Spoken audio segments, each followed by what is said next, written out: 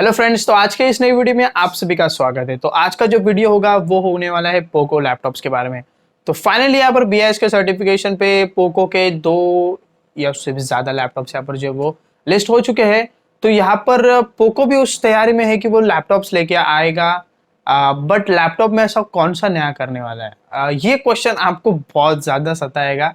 क्योंकि हमने स्मार्टफोन्स में तो देखा है कि जो पोको के स्मार्टफोन्स है वो एक्चुअल में रीब्रांडेड स्मार्टफोन्स है, जो कि मी के आते हैं या रेडमी के, जो भी आप समझे, बट वो एक रीब्रांडेड फोन्स आते हैं बहुत ही ज्यादा।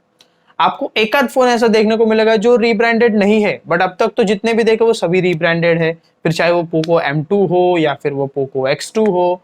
तो अब ये लैपटॉप में क्या करेगा, ये बहुत बड़ा क्वेश्चन है। तो यहाँ पर भी ऑब्वियस है कि वो रीब्रांडेड होगा। जो हमने मी नोटबुक देखे हैं वो उसका ही रीब्रांडेड वर्जन आएगा। बट अब स्पेसिफिकेशंस क्या होंगे, तो इससे पहले हमने जो नोकिया के बारे में जो स्पेसिफिकेशंस हमने जो वीडियो में प्रेडिक्ट किए थे वो 95% वैसे, 99% वैसे, 101% में बोल सकता हूँ कि वैसे ही वैसे थे। सिर्फ उसकी जो प्राइस थी वो ज्यादा थी। इसके लिए जो स्टोरेज थी वो 256 से लेकर 512 हो गई। बाकी जितने भी स्पेसिफिकेशंस हमने डिस्कस किए थे वो एज इट इज वैसे के वैसे ही थे। तो यहाँ पर पोको पे भी हम कुछ यहाँ पर जो प्रेडिक्ट करेंगे, कुछ यहाँ पर जो कंपटीशन है उनको मध्य रखते हुए हम यहाँ पर कुछ स्पेसिफिकेशन यहाँ पर डिस्कस करेंगे, जो आपको पोको के लैपटॉप में वही सेम टू सेम देखने को मिलने वाले हैं आने वाले कुछ ही समय में। तो स्टार्ट करेंगे सबसे पहले हम डिजाइन। तो डिजाइन के बारे में बात करते हैं, यहाँ पर आता है कॉम्पैक्टनेस। तो ये सबको, ये जो लैपटॉप्स हो गए वो कॉम्पैक्ट देखने को मिलेंगे, यानी कि यहाँ पर आपको 14 इंचेस की एक फुल एचडी प्लस के डिस्प्ले देखने को मिलेगी। यस गाइस, बेजल्स काफी ज्यादा थिन होंगे जैसे कि मी के थे।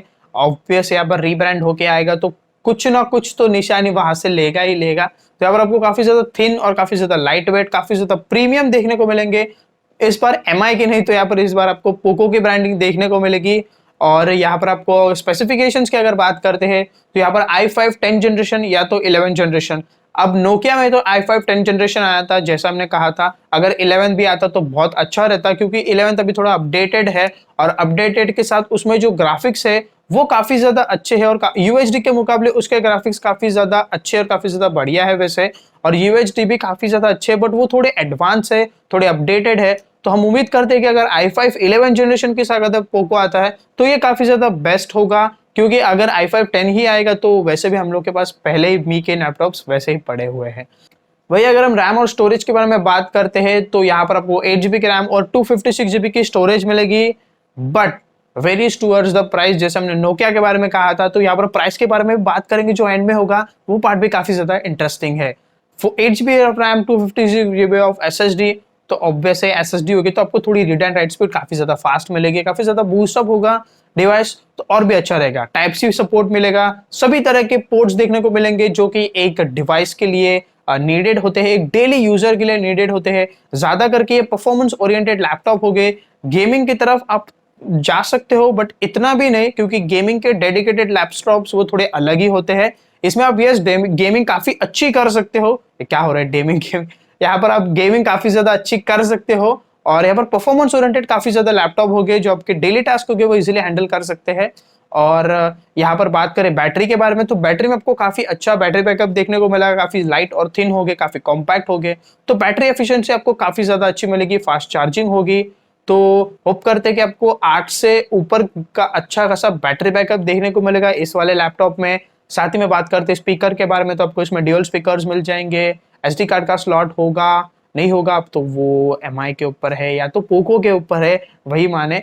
तो आगे बात करते हैं यहाँ पर विंडोज 10 के बारे में। तो यस ऑफ कोर्स यहाँ पर आपको विंडोज 10 का प्री इंस्टॉल देखने को मिलेगा वर्जन, जो कि लाइफ टाइम वैलिडिटी के साथ होगा।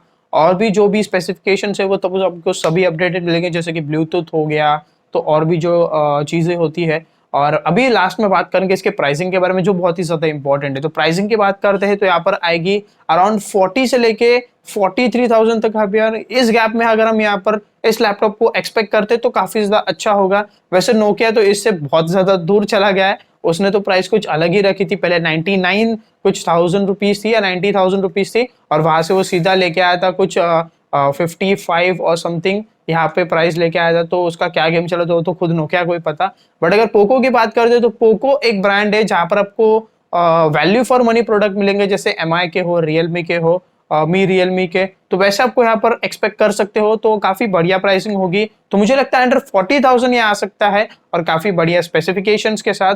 तो लॉन्च भी जल्दी ही होगा क्योंकि BIS के सर्टिफिकेशन पे लॉन्च यहाँ पर लिस्ट हो चुका है। तो देखते हैं कि आगे क्या कुछ नया करता है पोको इसके साथ। तो बस स्टे ट्यून और चैनल को सब्सक्राइब और वीडियो को लाइक और शेयर कर दीजिएगा। धन्यवाद।